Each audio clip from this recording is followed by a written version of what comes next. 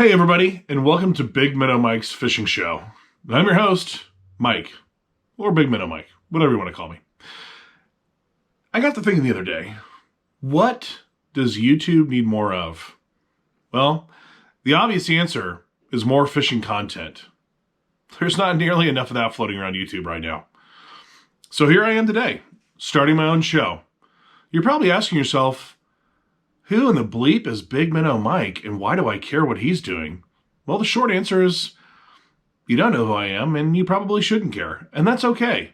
I'm just doing this for fun. I figured this would be something where I could get on the water, film some of my days out fishing, and maybe share a little bit of what I got going on behind here, because I got quite a little bit of a collection going on, and that's just kind of growing by the day. So this show is not limited to one thing. We're not just going to be doing bass fishing.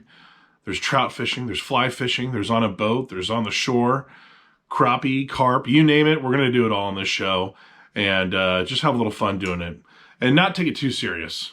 So with that being said, I think the first episode, what we'll discuss or talk about or look over or whatever, is what's going on back here.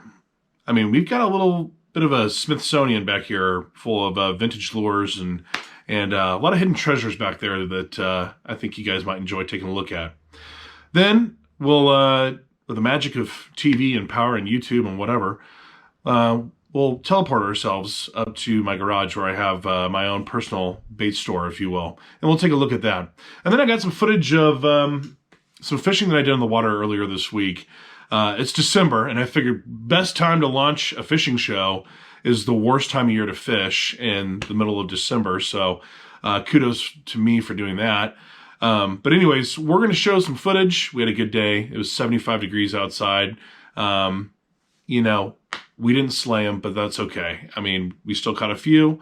Bad day in the water is always a good day anyways. So we'll go over all that. But first and foremost, let's crack open a beverage. Well, that's not a twist top. Hold on. Let's just pause this. All right, we're back at it. With the magic of editing and whatever else. I've got myself a cold one. And we'll take a look at some of these lures that I've got here as well, too. By the way, I'm having a Boulevard Rattler. And listen, I'm not sponsored by Boulevard, but I'm also not too good to be bought. So if they're watching and they do want to give me free beer, this is good stuff. Let's take a look at these lures. I wanted to show you my collection. We'll dive into this a little deeper in another episode, but I at least wanted you guys to see kind of what I'm working with right here. Now, I love to find anything vintage that's in original packaging.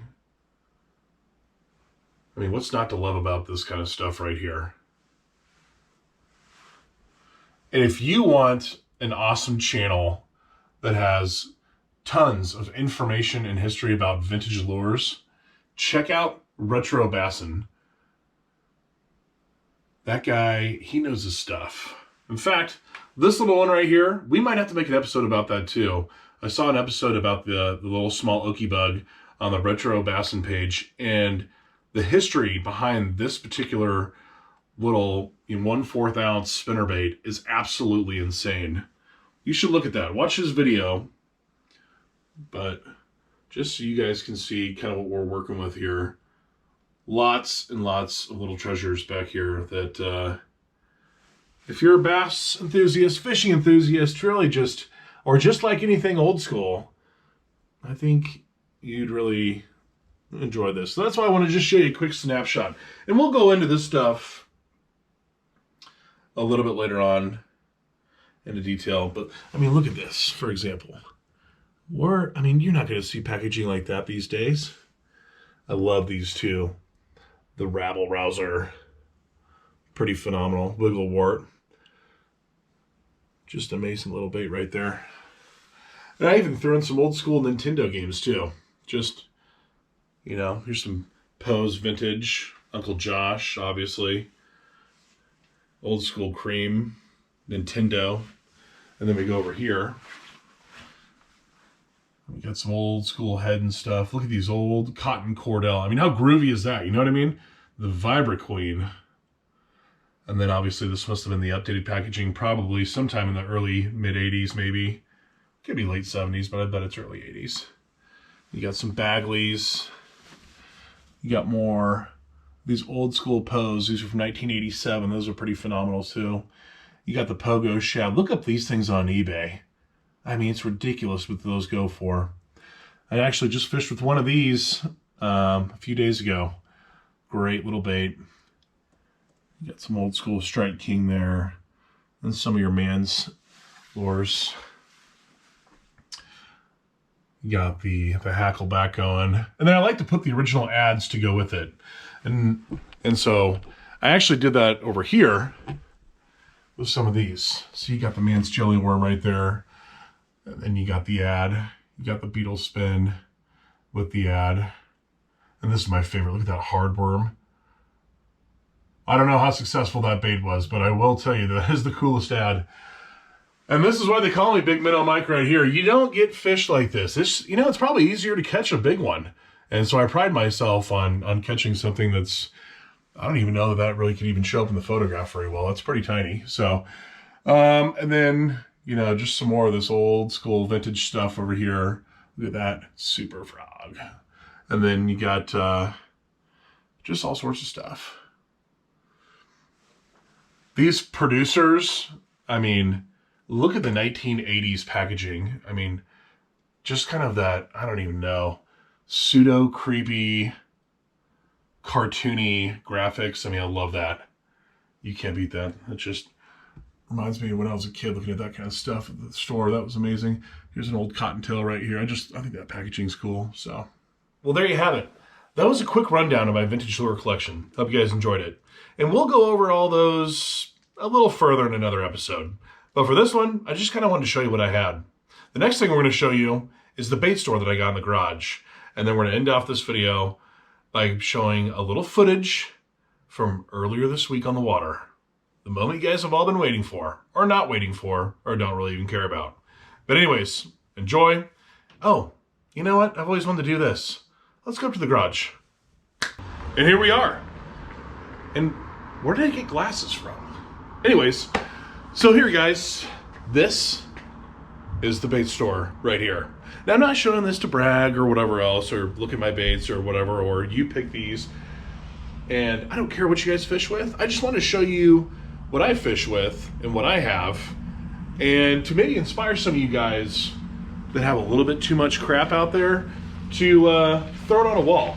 So there's the neighbors over there. We'll edit that out later. Anyways, let's just go through this real quick. So you can see, I tried to be as organized as possible with this. You got the topwater frogs. Kind of those are all together with the spinners. With some of the crankbaits. With some of your line. And obviously you can tell I'm a Z-Man fan. And really, who isn't? And I gotta tell you guys, you can do all this on a budget. Everything I got on this wall, I got on clearance. You can't beat that. So then we'll go over here. First we'll show you some of the poles I'm working with right here. These are the bait casters, a couple spinners, some of the equipment right there. And if you see this, you're like, wait a minute, that's for a fly rod. It is for a fly rod. And we're gonna go over some of that later. But that's gonna be another episode. So in the next episode, we're gonna go into my fly rod setups. We're gonna do a little trout fishing. I'm gonna show you the trout truck, which you may have just saw when I was doing my selfies just a second ago. So spoiler alert, but we'll go into that later. But I just want to show you kind of the bait store, what it looks like, give you guys a little bit of inspiration on what you guys can do in your garages. It's nothing more than just a pegboard and getting a couple of these little clip deals. And, or I don't even know what those are called, but you know what I mean. So anyways, I hope that inspires some of you guys. Okay guys, well there you have it. There is my garage. You've seen the collection. And now we're going to show you a little bit of footage on the water from earlier this week. You know, and I probably should have said this at the beginning of the show, but this is my first GoPro. And really the first time I've ever used one. And I have no idea what I'm doing. So if the quality's a little, well, that's why. So, enjoy the footage on the water. We'll talk to you soon. It's December. It's gonna be 70 degrees today. We're gonna get out there, try to kick some ass, and try to record it. I'm sure I'll fail at recording it somehow because I don't know what I'm doing with this thing, but we're gonna do our best and we'll keep you posted. There we go. Is this recording? Jeez Louise, this thing. All right, guys, here we go. Brandon's in the boats. Time to rock and roll. Brandon just found love in the bait shop. Apparently owns a gold mine. Is that right? Gold mine out in Alaska? That's right. That's a good woman right there. So those are ones you want to hold on to. Those aren't ones you want to let go. So especially when you find them in a bait shop. But okay, we'll keep you guys in the loop. Hopefully we'll catch something today. And if not, well, whatever.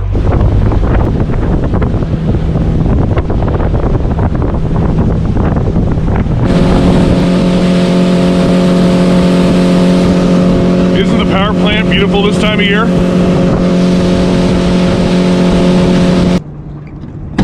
GoPro, stop. GoPro, stop playing. Okay, about 2 hours in, boom. Lunker City. Okay, so I still haven't figured out how to get the GoPro going while I'm actually catching fish, but nice little wiper, wipe ass. There you go. Not bad. Check out the tongue.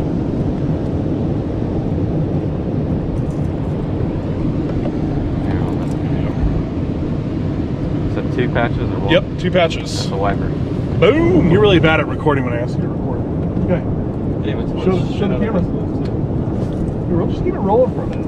Just see if maybe we'll get lucky. See what happens. You got it on? Yeah. Little guy. Better than nothing.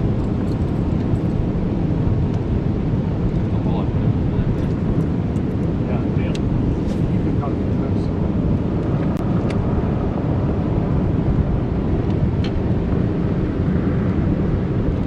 I caught him like 5 minutes ago.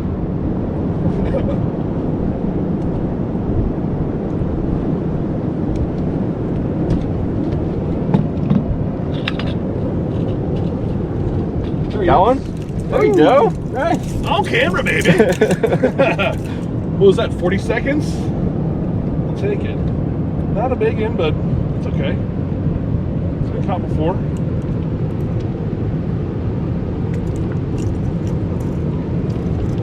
There we go. How about this? Double it up. There we go. Beep. Nope, that was I hope that one wasn't on mine. It was recording. That was. Yummy. Look at this. Nice little yeah. Yeah, he's not surviving. See you later, buddy. Have a good day.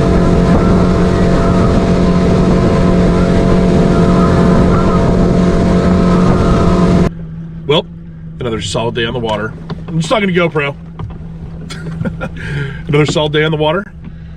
Got about 10, which wasn't too bad. Outfished Brandon, which that always makes for a fantastic day. Mostly just a little largemouth and a little wiper, but let's say 70 degrees in December and you're catching largemouth bass. I'd say it's a pretty phenomenal day. So I think we're gonna call it right there. But until next time. All right, guys. Well, there you have it. The end of episode 1. We finally got through it. And for any of you tackle junkies out there, just curious, what did he catch the 6 fish that he got all day on? And we got 10 total. And I got 6. He only got 4, Brandon, my buddy. But what did he catch it on? Well, this right here. This Booyah. And like I said, not a GoPro guy. Don't even know if this is even, I don't even know if you can see that. But what this is, it's a little Booyah squarebill. This is the XCS 200 series.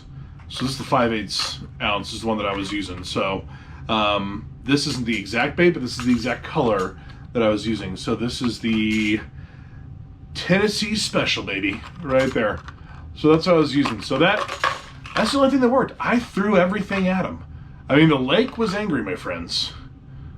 It was just not cooperating with us at all. Yeah, I guess I take that back. It's probably the most beautiful day that I've been out in a long, long time.